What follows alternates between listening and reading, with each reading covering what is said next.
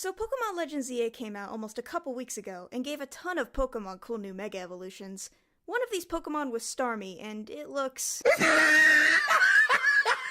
Yeah, but despite how it looks, I actually kinda like this design. I know, call me a Pokemon glazer, but despite my own small opinion, it's not that hard to see that this is one of the new Pokemon designs that has not only spawned many memes, but it has also caused a bit of discourse amongst the Pokemon community. Some people love it, saying it's so absurd that it's good, while others hate it and use it as an excuse to ramble off about how lazy Game Freak is. It's Flamigo all over again, basically. I've seen others even go on to say that this is the worst Mega Evolution there is, and I just have to say to that, have you seen Mega Pyroar? I'd argue that's a Mega Evolution that got done even dirtier by Game Freak. And imagine if Mega Kangaskhan came out today. Would people be calling it lazy because it's only the baby that changes? Anyway, I'm getting a bit off topic here. I do really like Mega Starmie for just how strange it looks, and after digging a little beneath the surface and theorizing why this design made it into the final product, I personally have concluded that this almost works for Starmie as a Pokemon.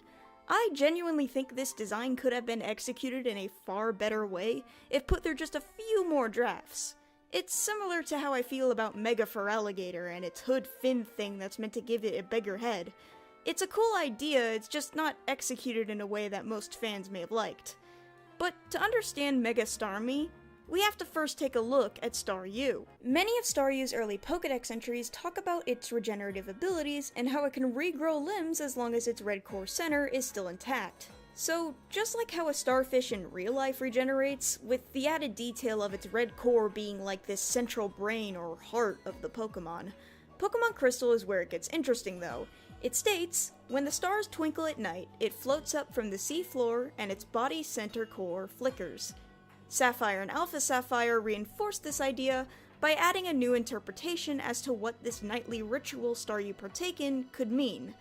Both of them say, Staryu apparently communicates with the stars and the night sky by flashing the red core at the center of its body. If parts of its body are torn, this Pokemon simply regenerates the missing parts and limbs. So, clearly it looks to the sky and flashes its red core to communicate with the stars or other things beyond Earth. Even before it evolves into Starmie, it already shows how connected it is to the stars in space.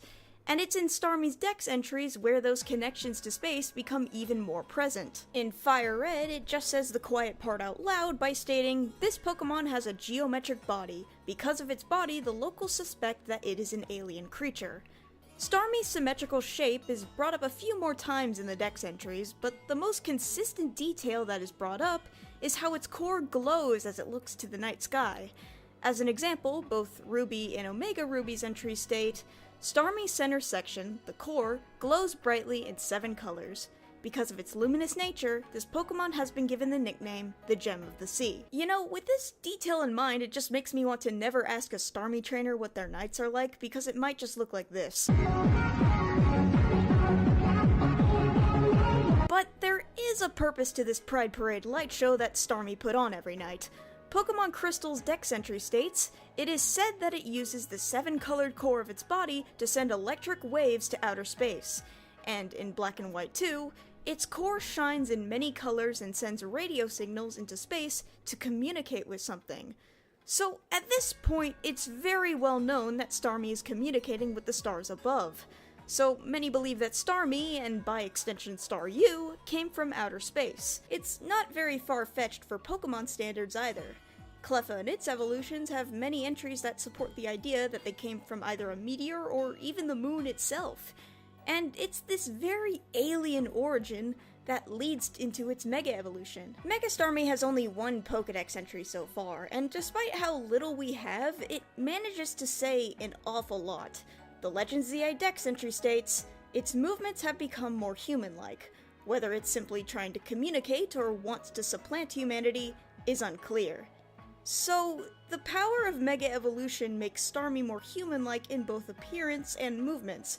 And not only that, looking at its stats, it's stronger, faster, and smarter. And just to show how insane these stats are, here are regular Starmie stats for comparison.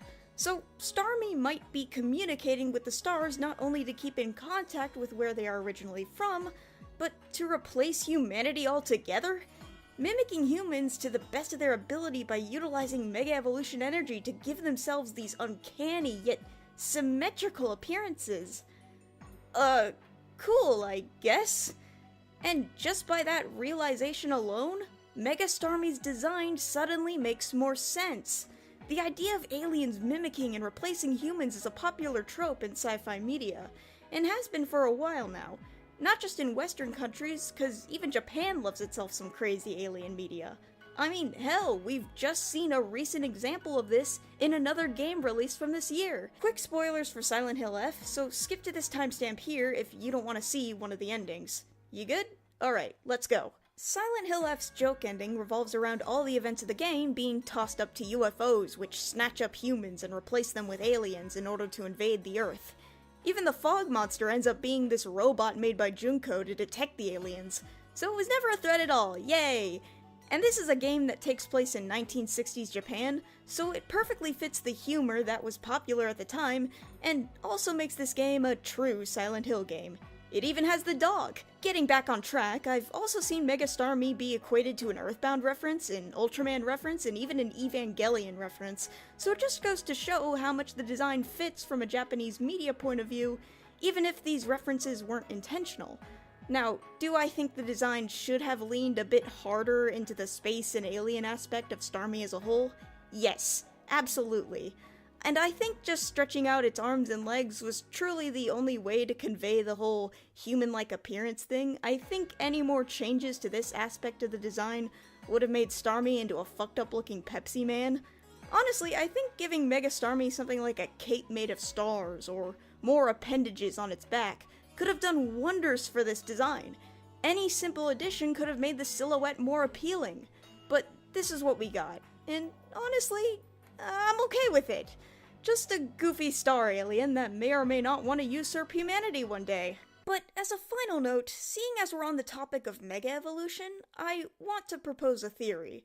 A game theory, if you will. There are a couple of Pokédex entries in recent games that have caused me to raise an eyebrow and question what Mega Evolution truly does to a Pokémon. In Legends ZA, Mega Aerodactyl's Pokédex entry states, "Parts of its body have become stone." Some scholars claim that this is Aerodactyl's true appearance. And in Pokemon Violet, Roaring Moon's Dex entry mysteriously alludes to Mega Salamence. It states, according to an article in a dubious magazine, this Pokemon has some connection to a phenomenon that occurs in a distant region. I know these are only 2 examples, but is it possible that Mega Evolution can bring out a Pokemon's truest form? Whether that form was a past form of the Pokemon or a form hidden deep within the intertwining genes of a certain Pokemon species. Aerodactyl is revived from a fossil, so it's possible that it didn't maintain all of its physical traits in a fossilized state. And Roaring Moon is said to be a Salamence from the past. Whether that past is the past within this timeline or another timeline or universe in the Pokemon canon is currently unknown. But it looks so similar to Mega Salamence, and Game Freak knew that. It's why the Violet Pokédex entry exists, after all. And because of these similarities, it's as if Salamence is going through some sort of, primal reversion whenever it Mega Evolves? Wait, primal reversion, that's what Kyogre and Groudon go through, which is stated to be similar to Mega Evolution. With all this in mind, if Starmie comes from outer space, and constantly keeps in contact with something in the stars, and Mega Starmie enters a very uncanny alien human-like appearance upon Mega Evolving, does Starmie keep in contact with other Starmies? Do their radio signals bring other Staryus and Starmies to Earth? Is there an ancient alien civilization of human-like Starmies out there that may just be the origin of these Pokemon creatures? If that is the case, what do these Starmies in space actually look like? And what is their plan? To establish new communication with humans? Or to possibly take our planet for themselves? Well, ain't that something spooky to think about? Happy Halloween, everybody! Take care!